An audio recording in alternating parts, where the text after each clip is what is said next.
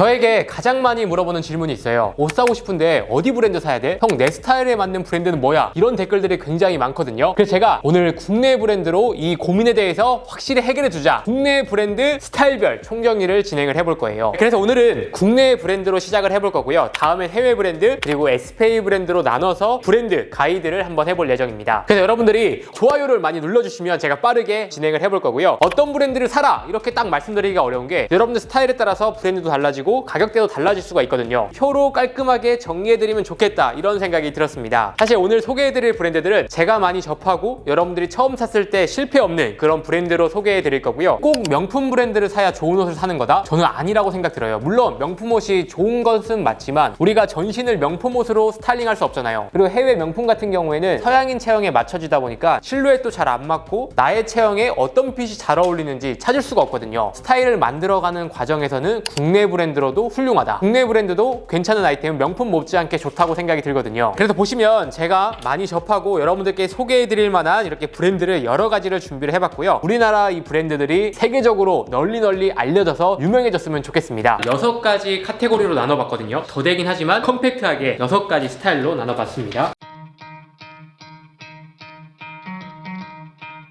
컨템포러리라고 한다면 현대적인 패션을 뜻하는 겁니다. 유행이나 트렌드에 맞게끔 변화하는 브랜드라는 거죠. 일단 여러 가지 브랜드가 있는데 유튜브 댓글에 가장 많이 물어보는 브랜드가 있어요. 인사일런스와 쿠어, 신상 나오면 신상 리뷰해달라 요청이 가장 많이 있는 브랜드라고 할 수 있습니다. 이 두 브랜드가 같으면서 다른 듯한 느낌? 제 개인적인 생각인데 어떻게 보면 라이벌이지만 선의의 경쟁자라고 생각하는 저는 브랜드라고 생각이 듭니다. 이 브랜드가 미니멀한 느낌의 브랜드라고 알고 계시는 분들이 많아요. 근데 제가 생각했을 때 컨템포러리에 가까운 브랜드라고 생각이 듭니다. 현대적인 느낌도 나면서 트렌드에 맞게끔 실루엣과 아이템들이 바뀌기 때문에 컨템포러리 브랜드라고 할 수 있어요. 근데 하지만 이제까지 보여준 옷의 스타일들이 미니멀에 가깝다고 생각이 들기 때문에 미니멀이라고 생각이 들고요. 인사일런스는 2013년도에 시작한 브랜드고요. 쿠어는 2017년도에 시작한 브랜드예요. 주력 아이템과 유명한 아이템이 조금 다릅니다. 인사일런스 같은 경우에 코트와 블레이저, 셋업 수트 이런 류들이 인기가 굉장히 많고요. 쿠어 같은 경우에 코트나 니트류가 굉장히 인기가 많습니다. 주력 아이템이 다르고 스타일이 비슷하면서 소재나 디자인이 미세하게 다르기 때문에 참고해 주시면 좋을 것 같고요. 깔끔하면서 미니멀한 느낌을 선호하시는 분들은 인사일런스와 쿠어를 선택을 하시면 실패할 일이 거의 없다. 그리고 가격대 같은 경우는 코트 기준으로 20에서 30만 원대 정도에 가거든요. 이 정도 원단에 이 정도 가격이면 굉장히 합리적이고 저렴하다고 생각이 들기 때문에 인사일런스와 쿠어 눈여겨보시면 좋을 것 같습니다. 다음 두 번째는 아더에러입니다. 해외 브랜드라고 생각하시는 분들 많은데 한국 브랜드고요. 2014년도에 시작한 브랜드입니다. 제가 스타일리스트 1 초창기 때 많이 접했던 브랜드고요. 그때는 이렇게 조금 큰 브랜드가 아니었어요. 작게 시작했지만 지금은 엄청 거대해지고 해외에서도 잘 나가는 브랜드가 되었습니다. 아더에러는 패션을 기반으로 한 문화 커뮤니케이션 브랜드라고 할 수 있고요. 가구나 문화나 예술 이런 곳을 아더에러 맛으로 푸는 패션 브랜드라고 할 수 있습니다. 그래서 옷들을 보면은 펑키하고 스트릿하면서 다채로운 컬러감과 소재를 사용하는 걸 볼 수가 있고요. 원래는 컨템포러리에 맞는다고는 생각이 들거든요. 하지만 아더에러의 옷들을 보거나 아더에러를 즐겨 입는 분들을 보면 스트릿한 느낌, 포인트를 주거나 스타일을 잘 내고 싶다 하는 분들이 접하는 경우가 많거든요. 그렇기 때문에 스트릿에 맞다, 가격대 좀 많이 높기 때문에 정말 옷을 좋아하고 괜찮은 스트릿한 아이템을 사고 싶다 하는 분들께 추천을 드리겠습니다. 그리고 다음 브랜드는 드로우핏입니다. 저희 유튜브 채널 많이 보신 분들 아시겠지만 굉장히 익숙한 브랜드죠. 드로우핏은 2014년도에 시작한 브랜드고, 근데 이 브랜드도 컨템포러리긴 하지만 미니멀과 포멀 사이 그 중간의 브랜드라고 생각이 되거든요. 인사일런스와 쿠어와 겹치지 않는 선의 브랜드다. 그리고 가격대 같은 경우에도 인사일런스 쿠어보다는 살짝 가격대가 낮고요. 그렇다고 해서 가격이 너무 낮은 그런 느낌은 아니에요. 깔끔하면서 원단 퀄리티나 실루엣이 굉장히 매력적인 브랜드다. 남친룩 느낌을 좋아하신다면 저는 드로우핏이 가장 알맞지 않나. 포멀에서 미니멀 한 두 방울 들어간 느낌의 브랜드. 다음 브랜드는 비슬로우입니다. 2012년도에 시작한 브랜드고요. 비슬로우가 처음 시작한 거는 아메카지 감성에 가깝다라고 생각이 들었어요. 근데 요즘에 비슬로우가 보인 느낌은 캐주얼하면서 믹스매치가 잘 어울리기 때문에 미니멀 입는 분들도 믹스매치로 비슬로우를 활용하기도 하고요. 예를 들어 아메카지를 입더라도 미니멀한 느낌으로 비슬로우 아이템을 많이 활용을 하고 있습니다. 비슬로우는 뭔가 한 가지 컨셉이 있는 게 아니라 스탠다드, 퍼플, 오리지널 라인으로 나누기 때문에 미니멀한 느낌, 캐주얼한 느낌을 넘나드는 올라운더리 브랜드이지 않을까. 옷을 많이 접해봤는데 미니멀하지만 캐주얼하지만 아메카지, 밀리터리 감성이 섞여 있기 때문에 아메카지를 입문하시는 분들은 비슬로우를 선택 선택을 하신다면 어렵지 않게 입문할 수 있을 거다. 다음 브랜드는 커버낫입니다. 커버낫 모르시는 분들은 없을 거라고 생각이 들고요. 저도 처음 봤을 때는 신사동 베럴즈 매장에서 처음 접했던 브랜드거든요. 2008년도에 시작해서 롱런하고 있는 국내 브랜드라고 할 수 있습니다. 처음에 커버낫이 어떤 느낌이었냐면 워크웨어, 아메카지 감성에 가까운 브랜드였어요. 매니아층들이 많이 접하는 브랜드였고요. 근데 요즘에는 대중들, 국민들이 많이 활용하고 인지도가 굉장히 높은 브랜드가 되었다고 생각이 듭니다. 브랜드 파워가 있기 때문에 기본 아이템을 사더라도 브랜드의 감성으로 옷을 입는 브랜드가 되었다라고 생각이 들고요. 10년이 넘었지만 그때가 가격대가 더 높았습니다. 지금은 리저너블한 가격에 쉽게 접할 수 있는 브랜드가 되었다라고 생각이 들기 때문에 커버낫도 여러분에게 추천을 드리고요. 캐주얼 그리고 컨템포러리에 좀 가깝다. 트렌드에 맞게끔 스타일이 달라지거든요. 그래도 저는 커버낫은 캐주얼 입문자분들이 처음 접하면 좋은 브랜드라고 생각이 듭니다. 그리고 다음 브랜드는 일꼬르소입니다. 저희 영상 많이 보신 분들 아시겠지만 일꼬르소가 굉장히 많이 등장을 해요. 이쁘면서 전 트렌드를 잘 따라가는 브랜드라고 생각이 들거든요. LF에서 만든 브랜드고요. 2017년도에 시작해서 지금까지 꾸준히 사랑받고 있는 브랜드라고 할 수 있습니다. 한 가지 컨셉으로 딱 밀고 나가기보단 트렌드에 맞게끔 아이템을 잘 만드는 브랜드다. 그래서 컨템에 넣을 수가 있을 것 같아요. 미니멀한 느낌으로도 갔다가 캐주얼한 느낌으로 갔다가 영하게도 갔다가 다양한 아이템들이 잘 나오고요. 트렌드에 맞게끔 트렌디한 옷과 트렌디한 실루엣을 찾는다. 그럼 일꼬르소를 먼저 한번 들여가 보시는 걸 추천을 드릴게요. 다음 브랜드는 STU입니다. 세러데이 오브 유스의 약자로 토요일에 입고 싶은 옷을 만든다라는 슬로건을 가진 브랜드라고 할 수 있고요. 대중적인 옷을 만든다라기보단 감도 높은 디자인이 가미된 옷을 잘 만드는 브랜드라고 생각이 듭니다. 그래서 유튜브에는 많이 언급되지는 않지만 국내 패션 매니아 분들이 많이 선호하는 브랜드라고 할 수 있어요. 미니멀한 느낌도 있지만 그 안에서 스트릿과 캐주얼을 믹스 매치한 브랜드라고 생각이 듭니다. 이 아이템이 나왔다 하면은 품절이 됩니다. 그래서 고민했어요. 컨템인가? 미니멀인가? 그래도 이제까지 보여주고 있는 옷들을 가만히 보면 엣지는 있지만 그래도 과하지 않다. 미니멀한 룩 좋아하는 분들이 많이 선호하는 브랜드이기 때문에 미니멀 쪽에 붙이도록 하겠습니다. 가격대는 인사일런스 쿠어보다는 살짝 높게 형성이 되어 있습니다. 그리고 YesIC입니다. 일단 YesIC는 2017년도에 시작한 한국 브랜드고요. 스트릿한 느낌이 강해요. 디자인이나 레터링이나 소재를 굉장히 잘 쓰는 브랜드라고 생각이 들고요. 매니아층이 확고한 브랜드라고 할 수 있습니다. 후드나 이제 기본적인 티셔츠도 굉장히 잘 나오고요. 룩북을 굉장히 잘 찍고 국내에서 많이 보이지 않는 컨셉과 스타일링을 보여주기 때문에 스타일을 참고하는 편이긴 해요. 그래서 스트릿.